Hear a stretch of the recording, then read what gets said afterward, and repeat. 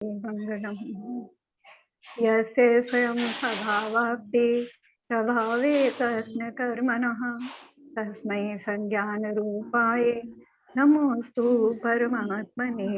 नमोस्तु परमात्मने। श्री पंच परमेष्ठी भगवान की जय हो। श्री जिनवानी माता की जय।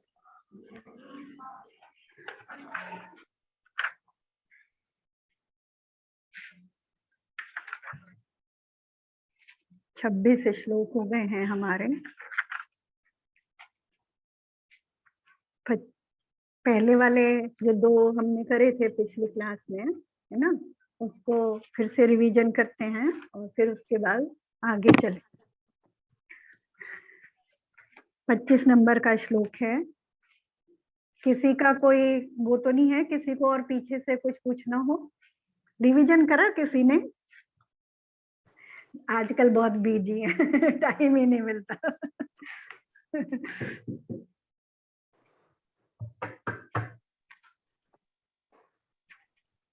याद भी कर रहे हैं, ऐसा नहीं है।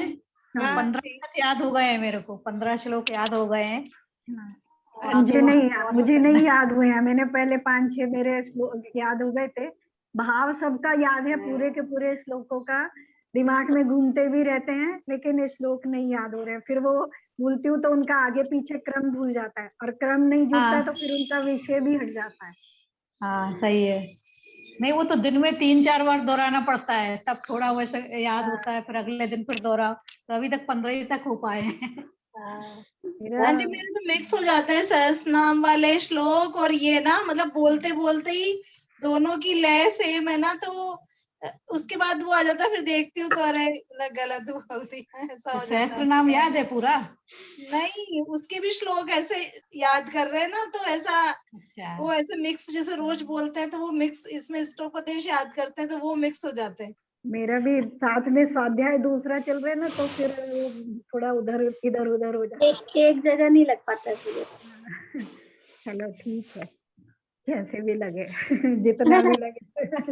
आंटी आपकी क्लास को ही रिपीट कर लेते हैं हम, तो वही सुन लेते हैं बस और कुछ नहीं करते। एक बार और सुनो ना तो थोड़ा अच्छे से हो जाता है। एक बार वापस तो पूरा तो नहीं सुन पाते, जितना सुन पाते हैं सुन लेते हैं। तो उनकी क्लास ही रिपीट होती है। एक बार तो मैं भी सुनती हूँ, और जरा ध्यान से सुनती हूँ कि कहीं पे कुछ गलत तो नहीं बोला क्योंकि बोलते समय नहीं पता चलता है ना क्या निकल जाता है, तो कई बार लगता है या किसी ने क्या पूछा मैंने क्या जवाब दिया, इसलिए सुन लेती हूँ मैं भी मुझे भी रहता है चलो, कटस्य कर्ता हमिति संबंधः स्यात् द्वयोर्द्वयोः। कटस्य चटाई का कर्ता अहम मैं हूँ इति ऐसा संबंध स्याद मने होता है द्वयोर्द्वयोः, 2 भिन्न भिन्न वस्तुओं में। 2 भिन्न यानी हम किसी के कर्ता हैं, किसी भी वस्तु का, जहाँ मैं कह रहा हूँ कि मैं इसका करता हूँ, ये मैंने किया है, ये मैंने बनाया है, तो ऐसा जो संबंध है वो 2 भिन्न वस्तुओं में होता है। ध्यानम ध्येयम यद आत्मा एव, है ना, यदा आत्मा एव, जब ध्यान ध्येय ध्याता जब सब एक ही है, यदा आत्मा एव, जब आत्मा ही है, संबंध कीदृश तदा, तब कौन सा, तदा मने तब, कीदृश मैंने कैसा या कौन सा संबंध होगा, है ना। इसका मतलब जब आत्मा ही ध्यान करने वाला है और आत्मा ही ध्यान कर रहा है और आत्मा का ही, निज आत्मा का ही ध्यान कर रहा है, तब उनमें कोई संबंध नहीं है।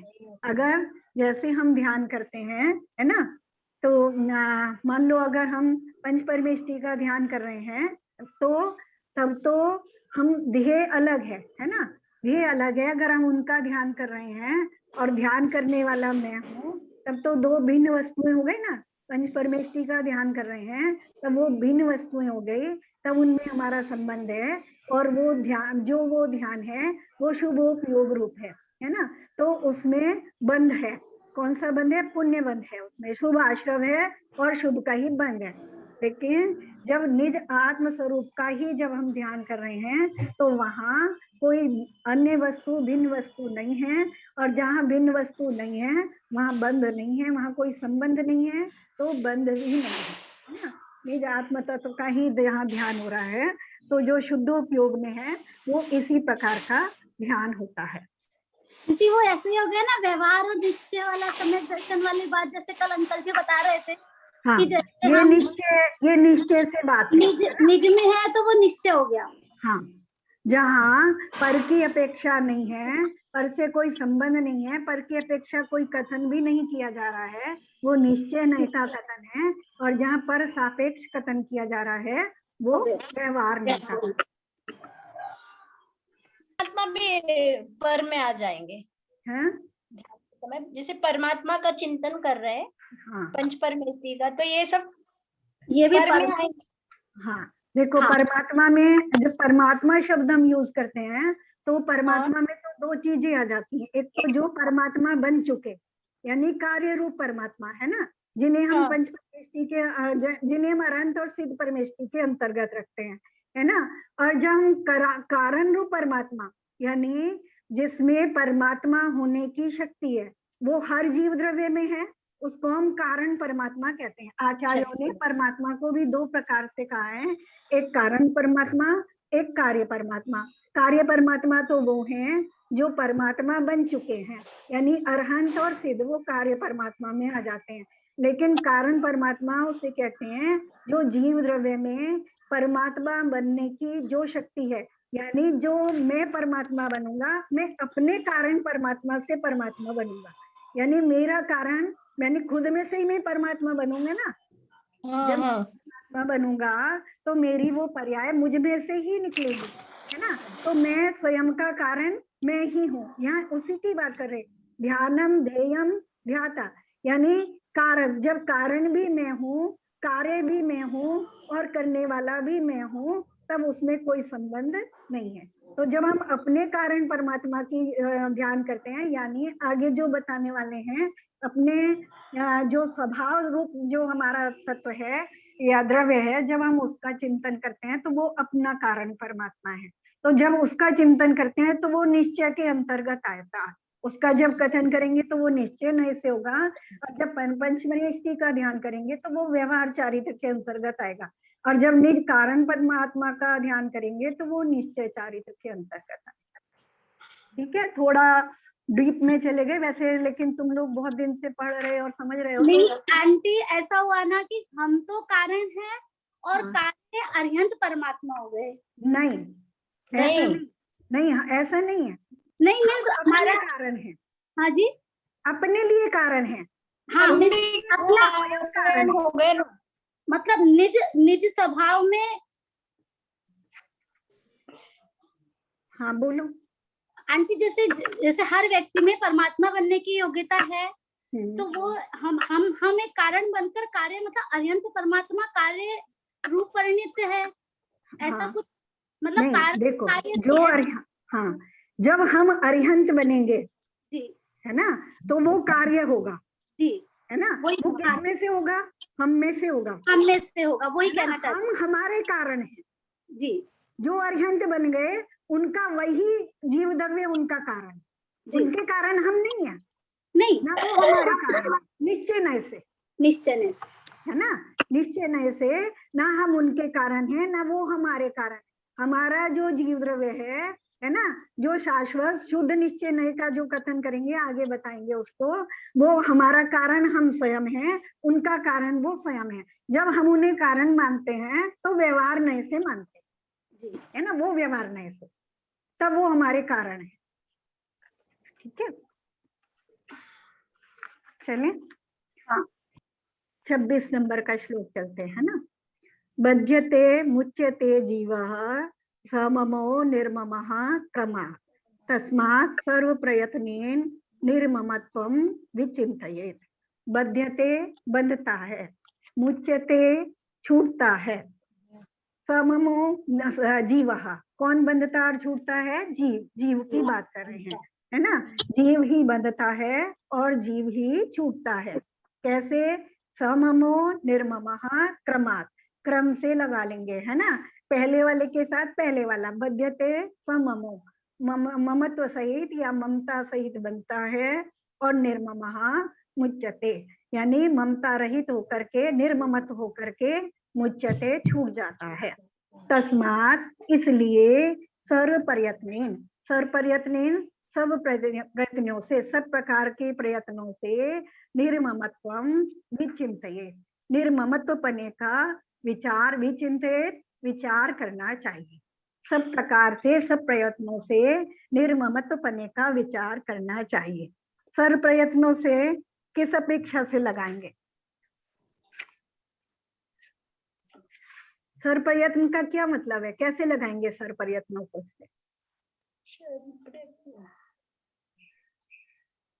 सभी तरह से प्रयत्न करके, मतलब हाँ, सब प्रयत्न कौन से, उदाहरण के लिए कौन से प्रयत्न लगाएंगे? रिलेटेड है क्या?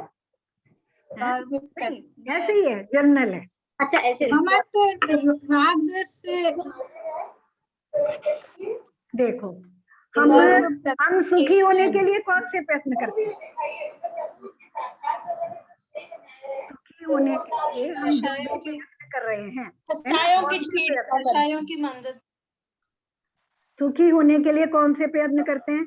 अभी जो हम स्वाध्याय कर रहे हैं, वो काय के लिए कर रहे हैं? सुखी होने के लिए, है ना, अपने आत्मस्वरूप को जानने के लिए। जो पूजा इत्यादि करते हैं किस लिए करते हैं? सुखी होने के लिए। विधान किस लिए करते हैं? ध्यान किस लिए करते हैं? त्याग किस लिए करते हैं? दान किस लिए देते हैं? है ना। तो मेरा उन सब का प्रयोजन क्या होना चाहिए?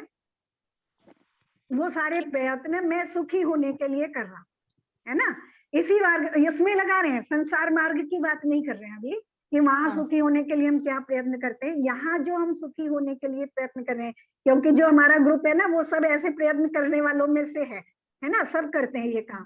तो हमारे जो प्रयत्न हैं, जो आचार्य हैं, वो तो और आगे बढ़ गए, हमसे बहुत आगे बढ़ गए हैं। वो तो अपने सर्व प्रयत्नों से लगे हैं, है ना, वो तो पूरी तरह से लगे हैं, है ना। हम थोड़ा बहुत उनसे बहुत नीचे हैं, कुछ से ऊपर है तो कुछ से नीचे हैं, लेकिन फिर भी हम जितने प्रयत्न कर रहे हैं, उन प्रयत्नों का हमारा जो लक्ष्य है या जो प्रयोजन है, वो क्या होना चाहिए? निर्ममत्व होने का प्रयोजन होना चाहिए, है ना। यानी लौकिक सुखों की वांछा हमारा उसका प्रयोजन नहीं होना चाहिए। बस मैं ये एक जनरल बात करना चाह रही थी, है ना, कि हम जितने भी प्रयत्न करते हैं, मंदिर जा रहे हैं, पूजा कर रहे हैं, विधान कर रहे हैं, जाप कर रहे हैं, ध्यान कर रहे हैं, दान दे रहे हैं, त्याग कर रहे हैं, उपवास कर रहे हैं, स्वाध्याय कर रहे हैं, इतने सारे जो हम प्रयत्न करते हैं, उनका जो लक्ष्य है वो निज स्वभाव का रुचि, निज स्वभाव को जानना और निज स्वभाव में रमना, है ना। वो मेरा प्रयोजन होना चाहिए, तब मैं सुखी हो पाऊंगा। ठीक है, तो अभी आगे चलते हैं, है ना। यहाँ से हमने हमारा प्रश्न बना था कि निर्ममत्व कैसे बने, है ना। हमारा जो ममत्व रहित परिणाम है, उसका आचार्य कह रहे हैं निर्ममत्व होने का विचार करना चाहिए, कि हम निर्ममत्व हो पाए, ऐसा विचार करना चाहिए। तो हम निर्ममत्व कैसे हो पाए, इसको आचार्य आगे 4 श्लोकों में बताने वाले हैं, है ना। 4 श्लोक पूरे इसी से संबंध है कि हमें किस तरह का पुरुषार्थ निर्ममत्व होने के लिए करना चाहिए। चलें 27 नंबर श्लोक पे चलते हैं। एको अहम निर्ममः शुद्धो ज्ञानी योगींद्र गोचरः बाह्या संयोगजा भावा मत्तः सर्वेपि सर्वथा। हाँ बिल्कुल, सब छोटे छोटे शब्द है और एकदम सरल है ना। पढ़े। एको अहम निर्ममः शुद्धो ज्ञानी योगेंद्र गोचरः बाह्या संयोगजा भावा मत्तः सर्वेपि सर्वथा। माता सर्वेपि सर्वथा। एक बार और पढ़ते हैं। एको अहम निर्ममः शुद्धो निर्ममो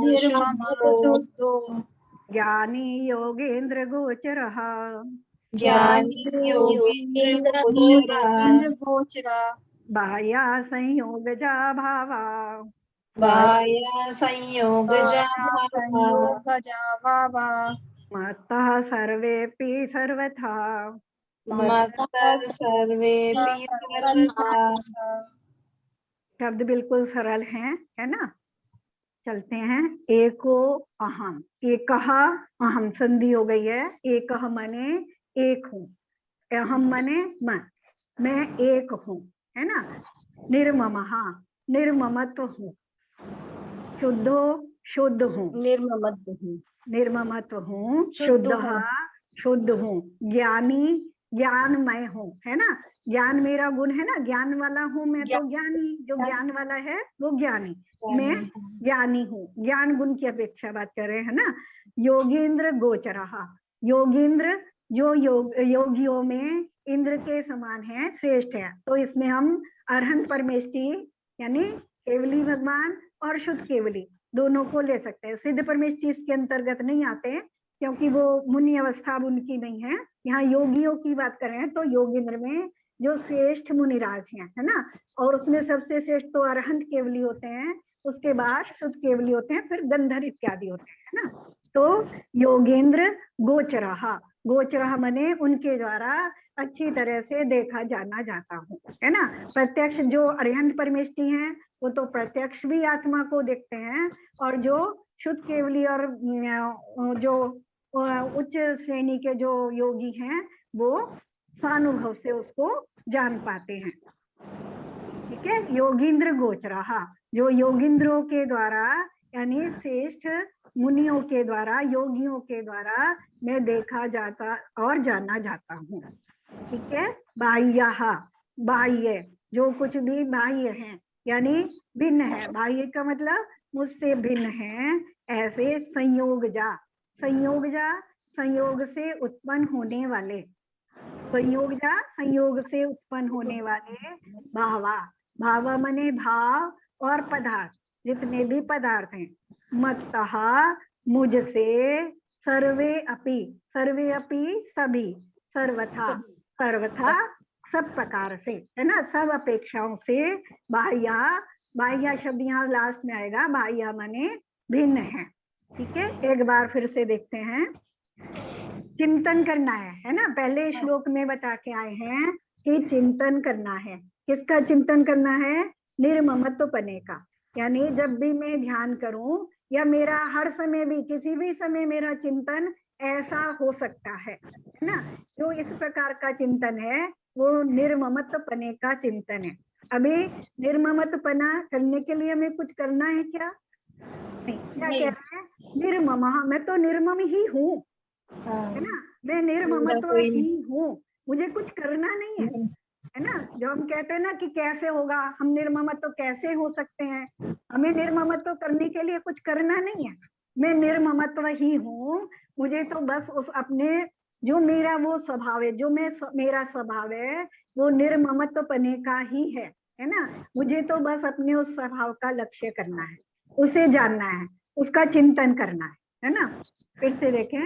एको अहम, मैं एक हूँ, निर्ममः निर्मम हूँ, निर्ममत्व हूँ, ममता रहित हूँ, शुद्ध हूँ, ज्ञानी ज्ञानी हूँ, योगींद्र गोचरः, योगींद्रों के द्वारा देखा जाना जाता हूँ, बाह्य संयोगजा भावा, संयोग से उत्पन्न होने वाले जितने भी भाव या पदार्थ हैं, मत्तः सर्वे अपि सर्वथा, मत्तः मने मुझसे, सर्वथा सभी, है ना, सभी जो जितने भी पदार्थ है मुझसे सभी बाह्यः भिन्न है, वे सभी मुझसे भिन्न है ना। संयोग से उत्पन्न होने वाले जितने भी भाव या पदार्थ हैं वो सब मुझसे भिन्न है।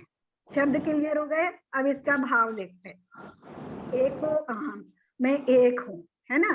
किसको लगता है एक मतलब मैं अकेला हूँ, है ना, अन्य से मेरा कोई संबंध नहीं है, नहीं है। हाँ, 12 भावनाओं में पढ़ते हैं ना, अकेला उतरे मरे अकेला हो, है ना।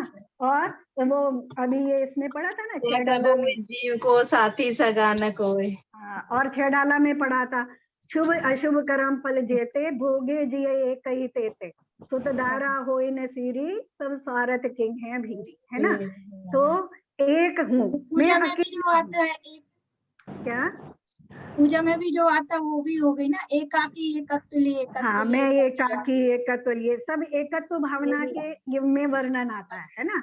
तो एको अहम, ये हमें विचार करना है, ये इसमें हमें कुछ करना नहीं है कि मुझे अकेला होना है, मैं अकेला हूँ ऐसा मुझे देखना है अपने स्वरूप को, मैं हूँ ऐसा वास्तव में, पर मैं ऐसा देख नहीं पाता हूँ, है ना। जबकि अकेला जन्म लेता हूँ, अकेला मरता हूँ, अकेला सुख भोगता हूँ, अकेला दुख भोगता हूँ, लेकिन अभी मैं जिनके साथ जुड़ा हूँ मुझे लगता है ये सब मेरे हैं, ये मेरे सुख दुख के साथी हैं, है ना। क्या है, क्या नहीं है ना, हर समय अकेले हैं। अभी क्लास में बैठे तो अकेले हैं ना, कोई साथ दे रहा है क्या? कोई साथ नहीं दे रहा। किसी कोरोना में तो और पता चल गया कि अकेले ही है ना।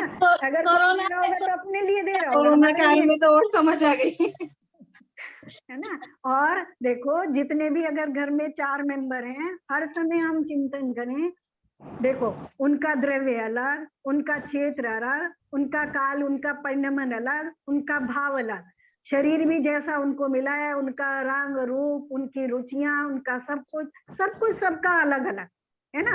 और सब एक ही जैसे वातावरण में रहते हुए भी, एक ही जैसे मिलते हुए भी, एक दूसरे के सहयोगी होते हुए भी अपने आप में पूरी तरह से अकेले हैं, है ना। क्योंकि किसी को कुछ पसंद है एक ही परिवार में, किसी को पहनने में भी किसी को कुछ पसंद है, खाने में भी किसी को, सबकी पसंद, सबकी रुचियां, सबका चाल चलन, सबका सब अलग अलग।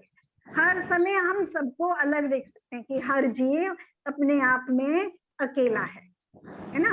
और कोरोना ने तो और अच्छे से दिखा दिया, है ना। कितने भी हमारे प्रिय हो, पड़े कितने दूर, बीमार पड़े हो, मर रहे हो, कोई मतलब नहीं है, ना उनको मतलब है ना हमें मतलब है ना। कोई तो कहाँ से हम सुख दुख के साथी हैं।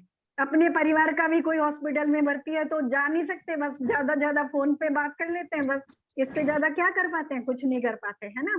तो सब एको अहम, तो ऐसा मुझे निरंतर प्रति समय चिंतन करना है कि मैं अकेला हूँ, है ना तो कोई मेरा है, ना सुख का साथी है, ना दुख का साथी है, ना मैं किसी के सुख दुख का साथी, सब अपने कर्म फल के भोगता है, निर्ममः।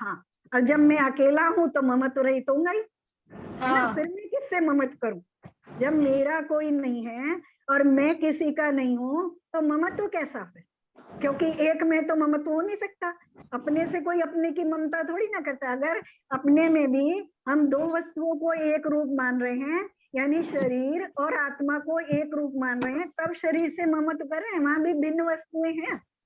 शरीर भी अपना नहीं है, अपने हिसाब से नहीं चल रहा है, अपने हिसाब से चलेगा कि अपने हिसाब से चलेगा तो फिर जैसा मैं चाहूँ हमेशा वैसा होना चाहिए, वो कभी बीमार नहीं होना चाहिए, है ना। फिर तो कोरोना नहीं होना चाहिए। सही है ना।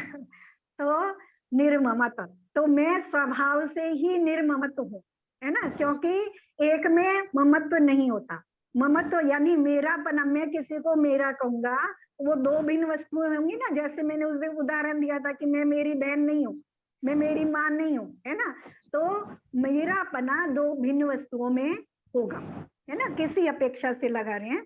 और शुद्ध हो, किस अपेक्षा से बात कर रहे हैं, शुद्ध निश्चय नय से मैं शुद्ध हूँ, यानी किस अपेक्षा से बात कर रहे हैं, शुद्ध निश्चय नय से। जब निश्चय नय से हम बात करते हैं, क्योंकि अगर वस्तु दूसरे के संयोग में आकर के भी बदलती नहीं है ना। जैसे उदाहरण के लिए समझें, उदाहरण लेते हैं, मान लो जैसे मैं स्त्री हूँ, है ना, स्त्रियां है ना हम, तो स्त्रियां गर्भ धारण करती हैं, और उनके गर्भ में अगर होने वाला जो शिशु है वो पुरुष है, तो स्त्री के संसर्ग में होने पर भी वो स्त्री नहीं बन जाता, पुरुष ही है। यानी संसर्ग में होने पर भी उसका जो अपना परिणमन है वो स्वयं अपना परिणमन हो रहा है, ठीक है ना। तो ऐसे ही अगर इस पुद्गल परमाणुओं से मेरा संबंध हो रहा है या द्रव्य कर्मों से मेरा संबंध हो रहा है, एक क्षेत्र अवगाह संबंध हो रहा है, तब भी मैं अपने में अपने जैसा, है ना, और वो अपने में अपने जैसे।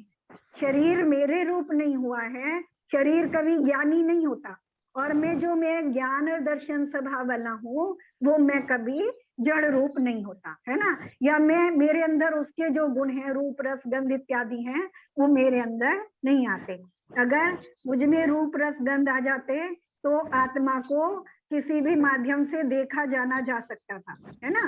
कितने सारे वो हैं, इंस्ट्रूमेंट बना लिए हैं विज्ञान ने, लेकिन वो आत्मा को अभी तक कभी देख नहीं पाए, क्योंकि उसको इंद्रियों के माध्यम से देखा जाना नहीं जा सकता, क्योंकि उसमें वो गुण ही नहीं है ना। तो आत्मा में उस अपेक्षा से मैं सदाकाल शुद्ध हूँ। एक और उदाहरण ले सकते हैं, जैसे आकाश प्रदेश है ना, स्पेस है। स्पेस में चाहे हम कोई भी चीज रख दें, है ना, अभी मान लो हम बैठे हैं, है ना, अभी हम बैठे हैं, थोड़ी देर बाद कोई और बैठा है, थोड़ी देर बाद कोई और बैठा है, या जिस स्पेस में एक खंबा बना है, तो भी जो स्पेस का जो क्षेत्र है वो स्पेस रूपी ही है। उन परमाणुओं से घिरा होने पर भी, है ना, जितने क्षेत्र में मैं बैठा हूँ, मेरे परमाणुओं से, शरीर के परमाणुओं से घिरा होने पर भी वो जो स्पेस के जो स्पेस है वो मेरे रूप नहीं हो, है ना, वो अभी भी वैसा का वैसा ही, है ना। तो इसी तरह आत्मा भी एक अमूर्त पदार्थ है, और उसमें जितने ये मेरे पुद्गल परमाणु और कर्म परमाणु एक क्षेत्र अवगाह हो रहे हैं, ऐसा होने के बाद भी उस अपेक्षा से, क्योंकि मैं कभी उन रूप नहीं होता, उस अपेक्षा से मैं सदैव शुद्ध हूँ, है ना, निश्चय न से कथन है। फिर ज्ञानी हूँ, तो ज्ञानी तो जिसमें ज्ञान है वो सब ज्ञानी है ना, चाहे उसमें थोड़ा ज्ञान है, चाहे क्षयोक्षम ज्ञान है, चाहे अवधि ज्ञान है, गमने प्रिय ज्ञान है, केवल ज्ञान है, ये अवस्थाएं हैं, है ना, ये ज्ञान गुण की अवस्थाएं हैं। लेकिन किसी ना किसी रूप में, जब तक जहां भी जिस अवस्था में भी जीव है वहां ज्ञान है, और जिसमें जो वस्तु होती है उसे हम उसी नाम से जानते हैं। तो जिसमें ज्ञान है वो ज्ञानी है। तो मैं सदैव ज्ञानी हूँ, क्योंकि सदैव ही मुझ में जानने की ज्ञान रूप योग्यता मुझ में सदैव विराजमान है। और योगींद्र गोचरहा, अब मैं कहूँ कि मैं स्वयं उसको जान और देख नहीं पा रहा हूँ, लेकिन अरिहंत भगवंतों के द्वारा और शेष मुनियों के द्वारा उसको देखा और जाना जाता है। अरिहंत सिद्ध तो प्रत्यक्ष उसको देखते और जानते हैं, और जो अवधि ज्ञानी मने प्रिय ज्ञानी है वो भी किसी अपेक्षा से या स्वानुभव से उसको जानते और देखते हैं, ठीक है। पहली लाइन में तो आत्मा का स्वरूप हो गया। अब कह रहे हैं मैं क्या नहीं हूँ, है ना। पहला कथन हो गया मैं क्या हूँ, यानी अस्थि से कथन हो गया। उस दिन ऋतु बात कर रही थी ना, अस्थि से नास्ति से, है ना। अब दूसरा कथन कर रहे हैं कि मैं क्या नहीं हूँ, तो कह रहे हैं संयोगजा भावः सर्वे अपि, सर्वे अपि मने सभी, कोई भी, यानी एक भी छोड़ेंगे नहीं, है ना, सबको ले लेंगे। सर्वे अपि मने सभी, संयोगजा, संयोग से उत्पन्न होने वाले, संयोग से यानी संबंध से, यानी दूसरी वस्तु के साथ जुड़ने से उत्पन्न होने वाले जितने भी भाव हैं, चाहे वो भाव हैं और चाहे पदार्थ हैं, मत्तः मुझसे, सर्वथा सब अपेक्षाओं से, यानी द्रव्य से, क्षेत्र से, काल से, भाव से, सभी अपेक्षाओं से बाह्य भिन्न है ना।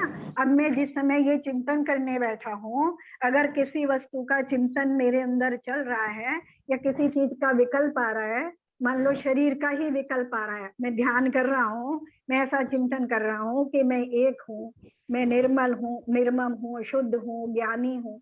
अब मुझे विकल्प आए, अरे यहाँ मुझे दर्द हो रहा है ना, तो दर्द हो रहा है तो मैं तो आत्म तत्व हूँ, वो मात्र जानता है, अमूर्तिक तत्व हूँ, उसमें जो दर्द की जो क्रिया हो रही है, जो हो रहा है वो शरीर में हो रहा है, और वो मुझसे भिन्न है ना। और उसका मुझे जो वेदन हो रहा है, या जो मैं उसका अनुभव कर पा रहा हूँ कि मुझे दर्द हो रहा है, वो वेदनीय कर्म के निमित्त से हो रहा है ना। तो वो दोनों चीजें मुझसे भिन्न है। मैं केवल जान रहा हूँ, मैं केवल ज्ञानी हूँ, और मैं केवल जान सकता हूँ, केवल जान ही रहा हूँ।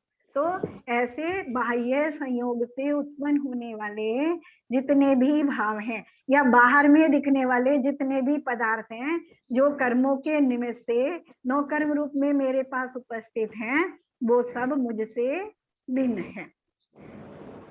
ठीक है, तो इतने सरल है, सबको समझ में आ रहा होगा, है ना।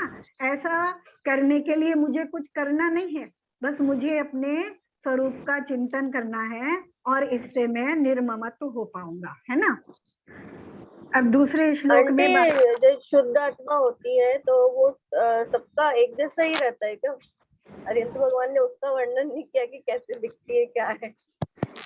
हाँ, बताया था ना उस दिन, कैसी है, शरीर प्रमाण है ना।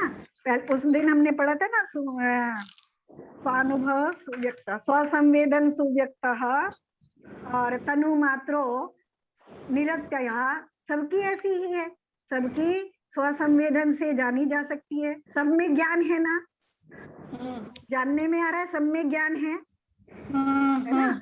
और जो हमें जो मुक्त जीव जो हो गए उनकी जो आत्मा, शुद्ध आत्मा जो रहती है, अपने जो अंदर है वो वाली नहीं बोल रही मैं, वो उनकी भी वैसी ही रहती है जैसे सिद्ध भगवान है, तो उनकी आत्मा का मतलब शेप वगैरह क्या कैसे रहता है? शेप की बात करते हैं तो कहते हैं जो जिस समय मोक्ष जाते हैं तो जो अंतिम पर्याय है ना, अंतिम पर्याय का कुछ न्यून उन्होंने उसको कथन किया कि कुछ न्यून शरीर प्रमाण उनका आकार हमेशा बना रहता है, सदा काल के लिए बना रहता है ना।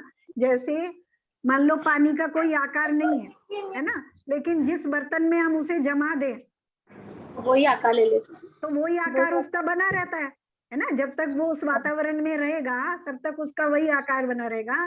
तो ऐसे ही जो आत्मद्रव्य है उसके सब गुण इस प्रकार के हो जाते हैं, लेकिन फिर भी वो बर्फ की तरह नहीं है। मैंने उदाहरण दिया एक आपको तुम्हें कि वो अंतिम शरीर के आकार प्रमाण रहते हैं, क्योंकि अगर हम बर्फ की तरह समझ लेंगे तो वो एक दूसरे को स्थान नहीं दे पाएंगे, लेकिन हाँ स्थान दे पाते हैं ना, आकाश की तरह जो है स्थान दे पाते हैं।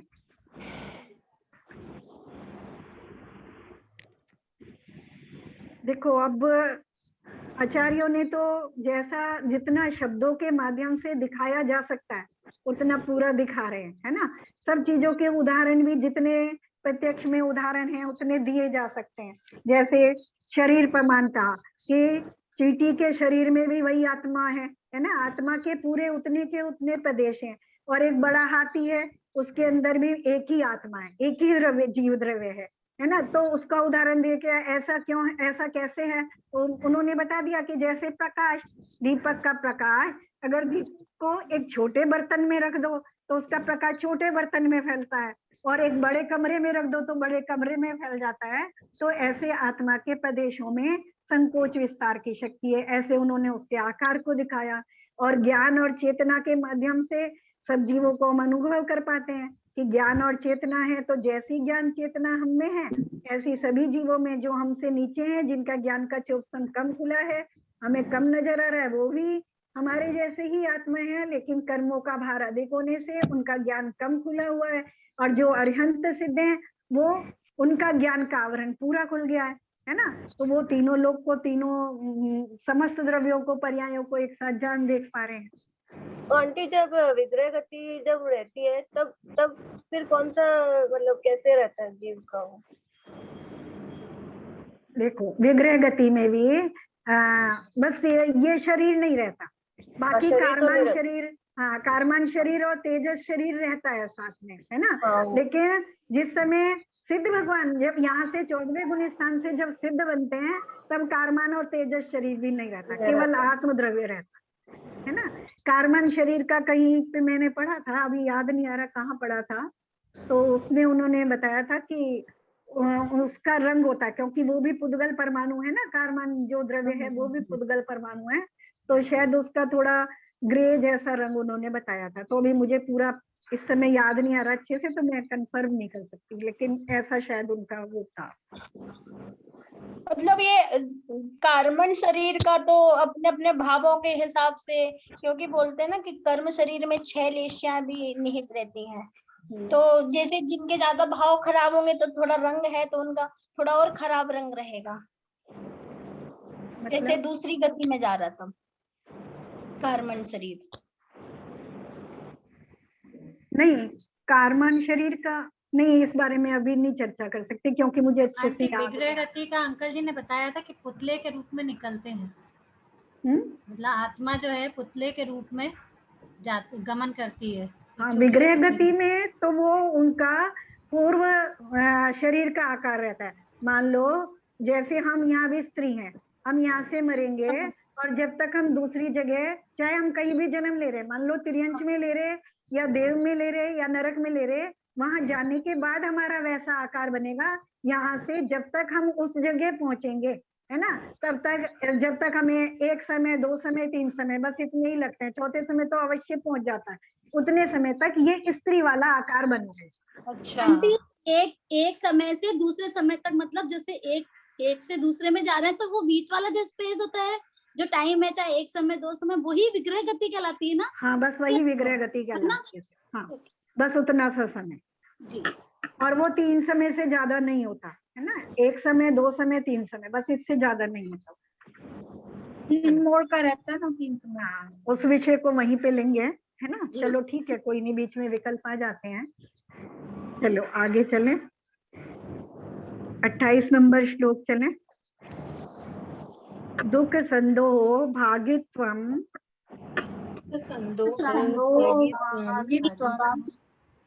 संयोगादिह देहिनाम त्यजाम्येनम। देखो 2 बार करके पढ़ सकते हैं, त्यजाम्येनम, है ना। त्यजाम्येनम बात क्या है? त्यजाम्येनम के बाद किसके बाद? आप ये वर्ड पढ़ रहे हैं ना, त्यजाम्येन, मतलब ये त के बाद कौन सा लेटर है? ये मिसप्रिंट है।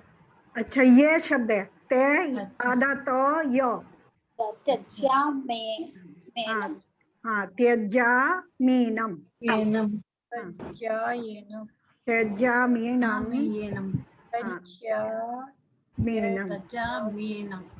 ततः सर्वं मनोवाक् काय कर्म भी। एक बार और देखते हैं। दुख संदोह भागित्वम संयोगादिह देहिनाम त्यजाम्येनम ततः सर्वं मनोवाक्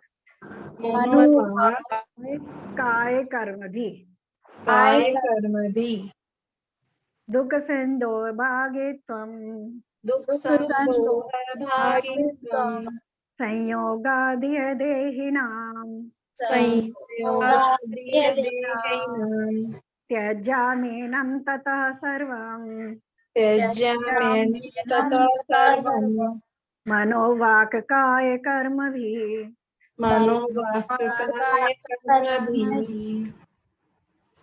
देखो क्या कह रहे हैं, अब हम विचार कर रहे हैं ना अपना, जब हम विचार करने बैठे हैं तो विचार कर रहे हैं, चारों श्लोक ऐसे ही हैं, है ना, चारों श्लोक विचार रूप है।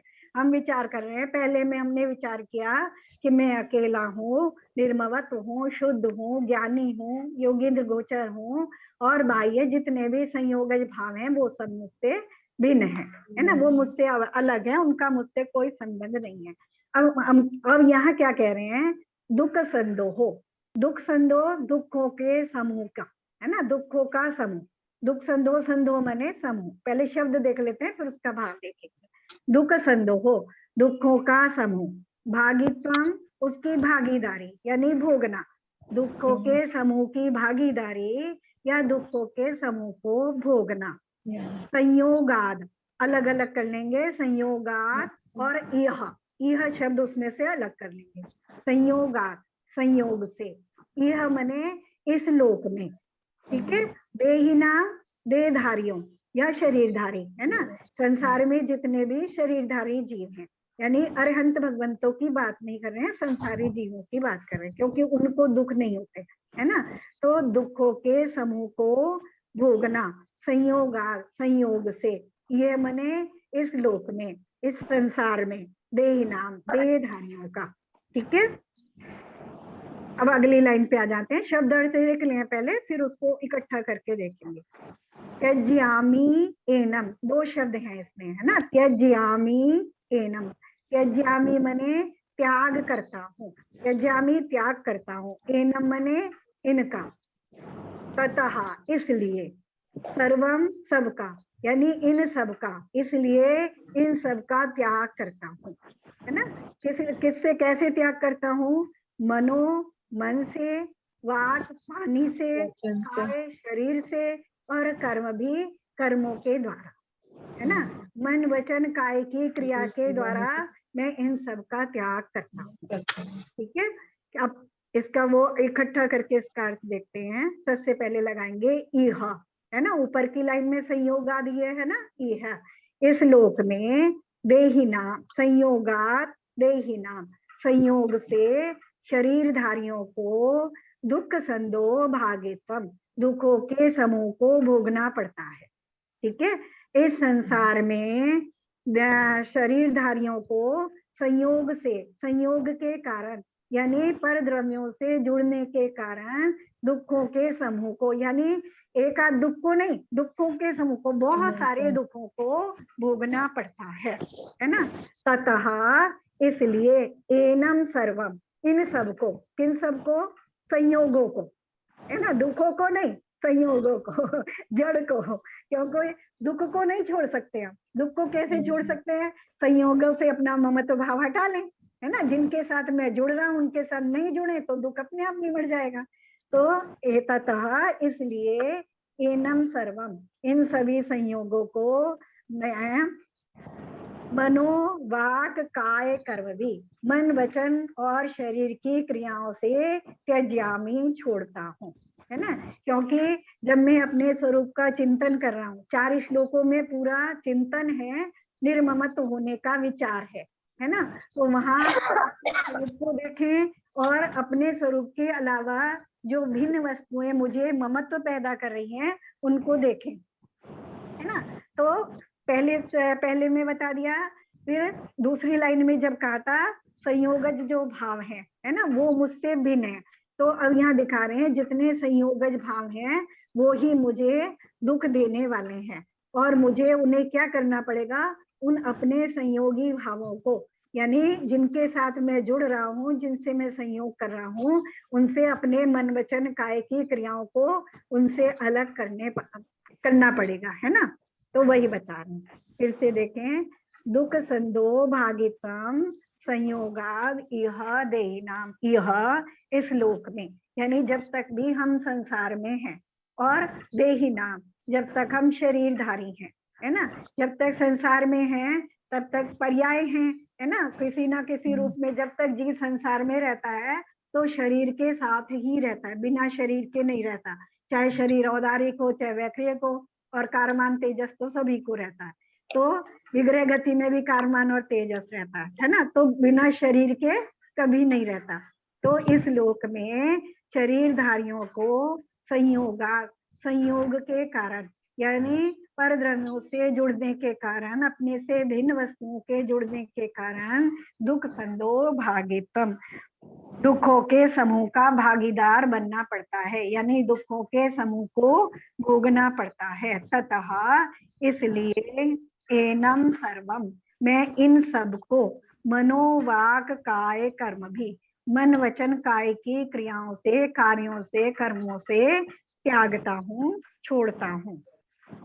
यानी इन सबको, किसको? मैं, जिनके साथ मैं अभी, जिनके माध्यम से मैं कार्य कर रहा हूँ, जो आश्रय कर रहा हूँ, किसके माध्यम से हो रहा है? मन वचन काय के माध्यम से हो रहा है। उनसे अगर मैं जुड़ रहा हूँ, पर द्रव्यों से जुड़ रहा हूँ, तो कहीं तो मैं शरीर से जुड़ा हूँ, है ना, शरीर से भी जुड़ा हूँ, मन से भी जुड़ा हूँ, वचन से भी जुड़ा हूँ, है ना। तो जिनसे भी, और जब मैं मन वचन काय से ही अपने आप को भिन्न अनुभव करूंगा तो मैं उनकी क्रियाओं से भी नहीं जुड़ पाऊंगा। तो मन वचन काय से भी अपने को भिन्न अनुभव कर सकें, ऐसी मुझे पुरुषार्थ करना है, ऐसी मुझे चिंतन करना है। इसमें इन्होंने दिया है, देखो इसमें इन्होंने दिया है अभिप्राय। ये है अभिप्राय, बता रहे हैं कि मन वचन काय का आलंबन लेकर चंचल होने वाले आत्मा के प्रदेशों को भावों से रोकता हूँ। यानी जब मेरे आत्मप्रदेश मन वचन काय के साथ जुड़ेंगे ही नहीं, है ना, तो जब मन वचन काय के साथ नहीं जुड़ेंगे तो उनमें चंचलता नहीं होगी, और जब आत्म प्रदेशों में चंचलता नहीं होगी तो आश्रव भी नहीं होगा, और आश्रव नहीं होगा तो बंध नहीं होगा, बंध नहीं होगा तो सुखी होने की प्रक्रिया चालू। आत्मा मन वचन काय से भिन्न है, इस प्रकार अभ्यास से सुख रूप एक फल वाले मोक्ष की प्राप्ति होती है। जो मैं आत्म द्रव्य हूँ, मैं मन वचन काय से भी भिन्न हूँ, और मन वचन काय के माध्यम से मैं पर द्रव्यों से जुड़ता हूँ, तो उन्हीं माध्यम से पहले मैं मन वचन काय से जुड़ता हूँ, मन वचन काय के माध्यम से अन्य द्रव्यों से, अन्य द्रव्यों की क्रियाओं से उनसे जुड़ता हूँ, और उससे मेरे अंदर, मेरे आत्म प्रदेशों में हलन चलन होता है, राग देश रूप परिणाम उत्पन्न होते हैं, और उसी से आश्रव और बंध होता है, वो जो मुझे दुखों के लिए कारण बनता है। इस प्रकार के अभ्यास से दुख रूप वाले एक फल वाले संसार की प्राप्ति होती है। मतलब अगर मैं उनके साथ जुड़ूंगा तो क्या होगा, दुख की प्राप्ति होगी, है ना। उनसे जुड़ूंगा, संबंध करूंगा तो बंध होगा, और संबंध नहीं करूंगा तो बंध नहीं होगा।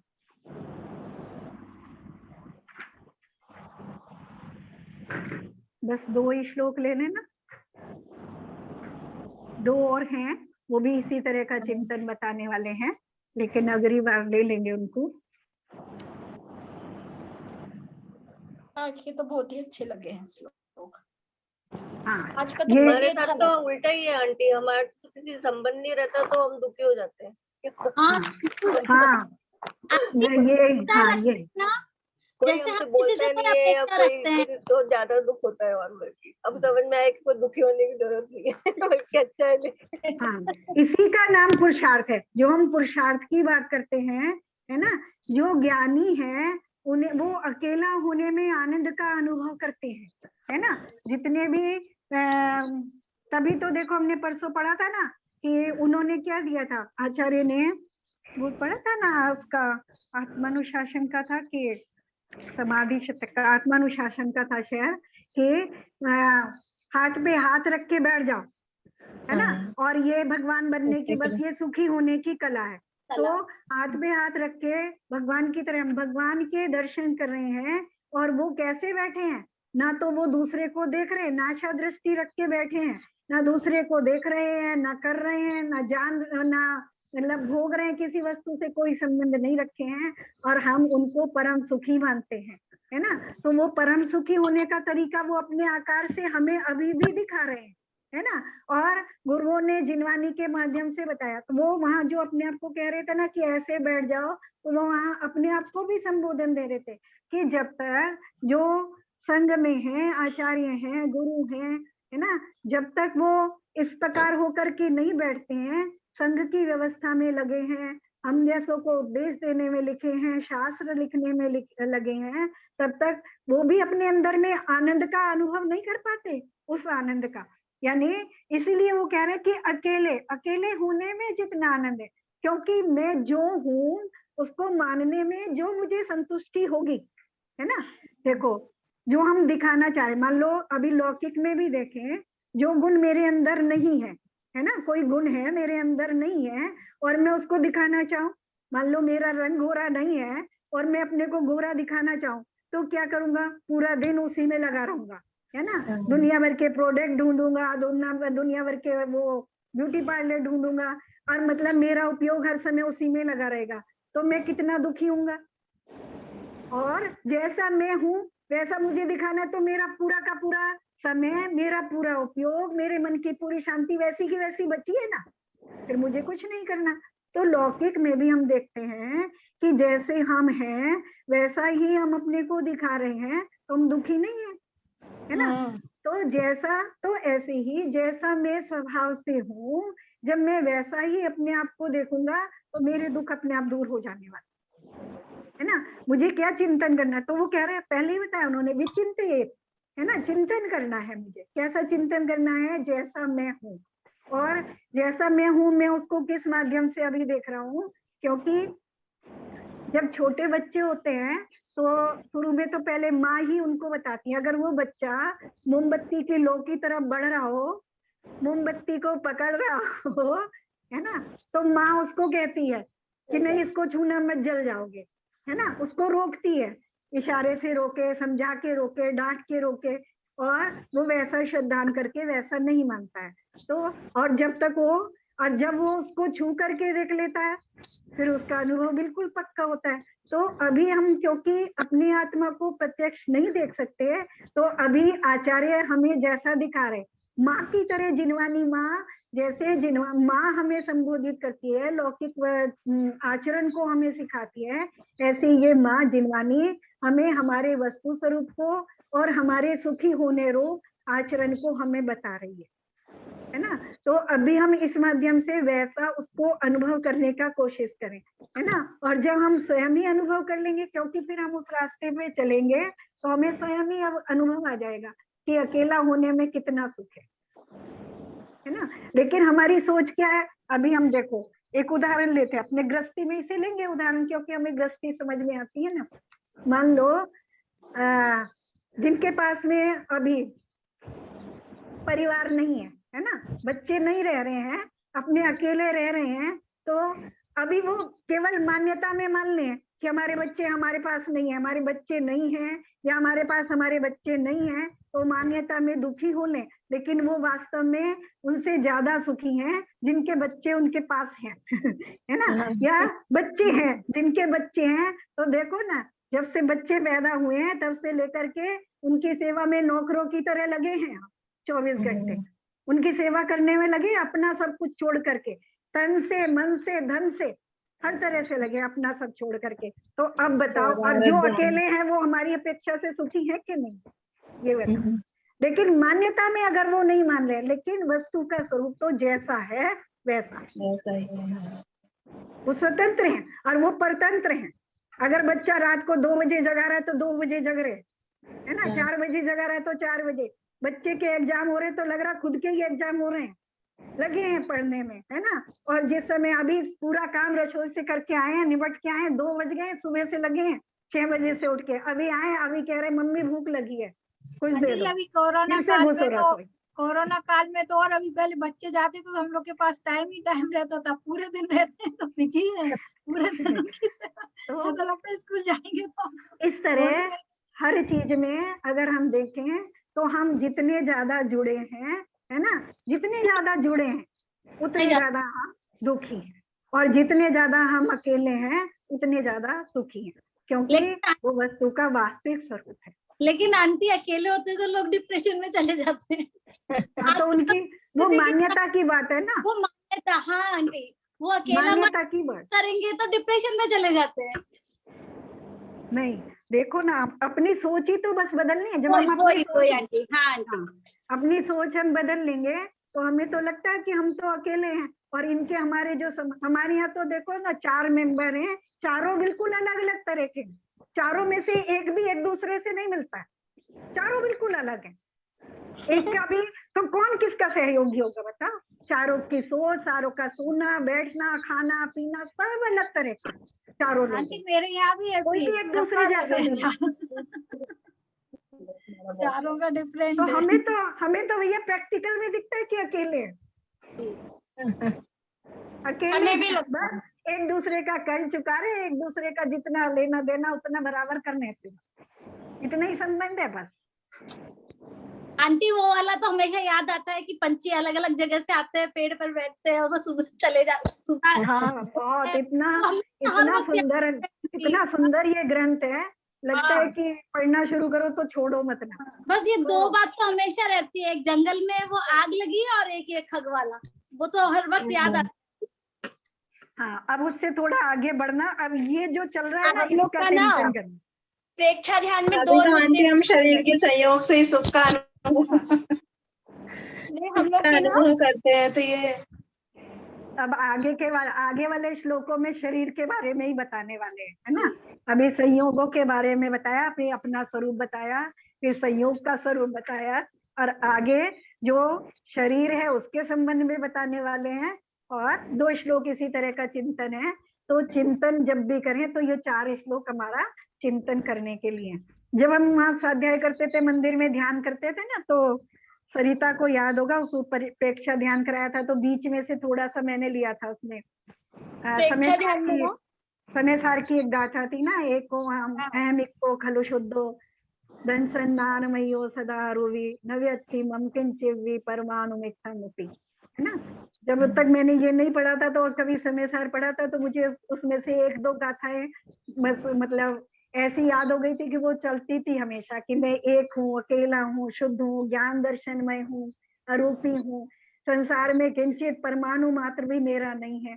तो इस तरह का चिंतन हमने उस दिन किया था उसमें। हाँ, बहुत अच्छा था वो चिंतन। एक हम लोग के ना प्रेक्षा ध्यान में अनित्य की अनुप्रेक्षा भी है, जिसका संयोग है उसका निश्चित वियोग है। तो जिस दिन भी ध्यान में ये वाला कराओ ना, तो लोग बोलते पीएचडी का है ये, बोले बहुत हैवी हो गया, तो लोग ना घबरा जाते हैं। हाँ, अपने अपने हिसाब से लगता है, देखो ना, सब जिसको लगना है वो ही लगता है। जो कहो तो भी समझ में आए, उस अवस्था से बीत रहे हो, है ना, जाने के लिए तैयार बैठे हो, तब भी लगाना चाहे तो कोई लगता थोड़ी ना, अपने हिसाब से लगते हैं। जिनकी आगे बताने वाले हैं आचार्य, ये सब आगे बताने वाले हैं। एक एक श्लोक इतना सुंदर सुंदर है कि जब जो उपयोग में आ जाए, जो याद हो जाए, बस वो ही कल्याण करने में निमित्त बन सकता है। तो आज के दो ये आंटी समझ तो आ रहा है। उस दिन आपने बोला था भाई ध्यान शरीर के बिना, हम ये सोचे थे ध्यान नहीं होता, मतलब ऐसा ना, लेकिन अब पता चल रहा है कि हाँ, शरीर के बिना भी मतलब सुख का अनुभव। हाँ ना, शरीर के बिना, शरीर के बिना अब पता चल रहा है शरीर के बिना ध्यान हो सकता है, शरीर के धर्म हो सकता शरीर है। के साथ अगर शरीर का चिंतन करो तो दुख ही दुख है। उसे सजाओ, उसे खाना दो, उसका ध्यान रखो, उसे दवाई दो, पानी दो, आराम दो, सब उसी को चाहिए। चलो जिनवानी स्तुति करने। जावानी के ज्ञान से सूझे लोकालोक, सोहानी मस्तक नमो सदा तीर्थ।